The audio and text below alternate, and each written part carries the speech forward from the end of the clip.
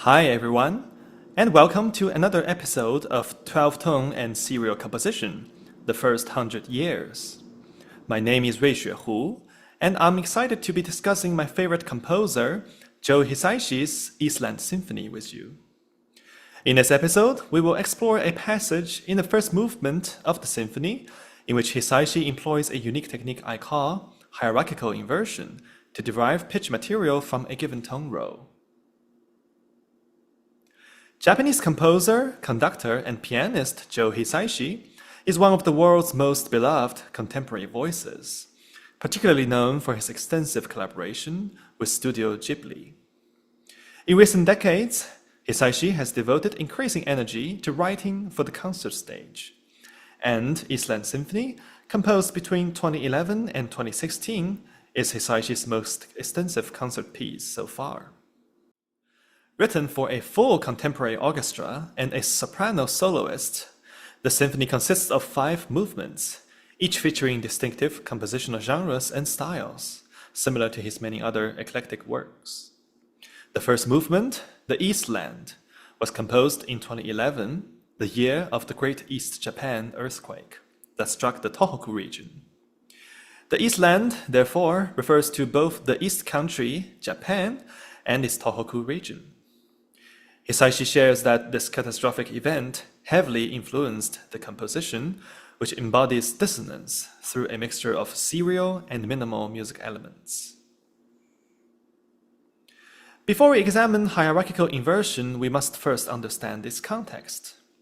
Our passage is taken from between rehearsal marks I and L, or measures 75 to 89. It's the main component of the secondary theme within a quasi-sonata form first movement of a symphony. It has 3 sections. Section A, the first 5 measures, 75 to 79, presents motivic and thematic material based on Hisaishi's prime row, P0, and Section B, the next 5 measures, 80 to 84, reconfigures the same material with hierarchical inversion, followed by Section C, another 5 measures in agitato, that develops the hierarchically inverted material. P0 is marked with both position numbers and pitch classes at the bottom of the screen for our reference. Here is a reduction of Section A, focused on the string section and the horn. Except for the horn melody, which is a linear presentation of R0, every pitch is related to P0 as the position numbers show. This passage is undergirded by a linear statement of P0 in the cellos and the double basses. Above that, the divisi violins fill in the texture with consecutive trichordal subsets drawn from P0. The first violins present the segment 2, 3, 4, separated by 1 beat.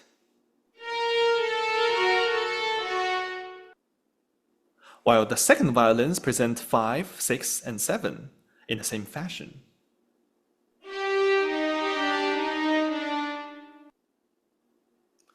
The other measures are written in the same logic, resulting in a multidimensional presentation of P0 as textual support to the R0 horn melody. Let's listen.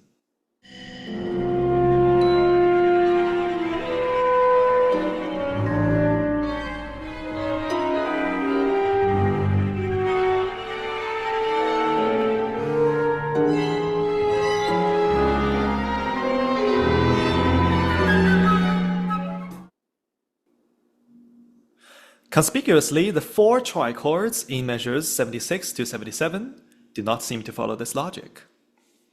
A closer look reveals that the second pitch in each trichord has been exchanged. The 1 from the segment 0, 1, 2 is relocated to the middle of the segment 8, 9, 10, whose 9 takes 1's original place instead. I thus call this technique crossover, inspired by similar exchanges that can occur between segments of chromosomes. Let's listen to this.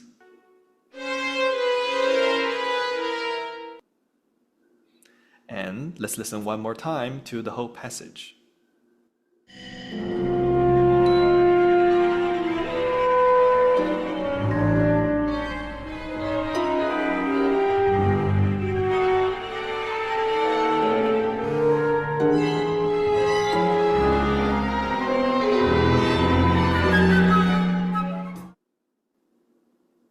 Now let's turn to section B, which looks and sounds similar to section A. Apart from the added tremolo in the strings and the replacement of the horn by the trumpet, which now presents a linear statement of Ri10, section B seems to be written in the same fashion as section A. However, once we attempt to understand the pitches, problems arise. Let's start with the cellos and the double basses again. Only the first pitch in each measure can be traced back to P0. But what about the other pitches? Take the two pitches in measure 80 as an example. We know that pitch classes 0 and 8 occupy positions 0 and 1 in P0. Inverting both, around the first pitch will generate pitch classes 0 and 4, which explains why the double basses play an E. Here I use diamond note heads to highlight the generated pitch classes. Repeating this operation, we see that each measure remains linked to P0, except that every pitch after the first in each measure is inverted around that first pitch. This way, the first pitch functions as a signpost, connecting these local segments back to the row, while other pitches are directly related to this first pitch through inversion, but no longer directly linked to the row. Hence the technique's name, hierarchical inversion. Given our understanding of section A, we would expect the violins in section B to employ hierarchical inversion as well. Perhaps unsurprisingly, each of these trichordal segments is indeed written this way. Take those from measures 80 to 81, for instance.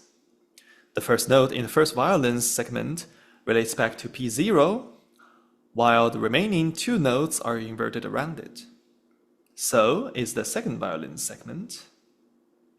And so are all these segments. Let's listen.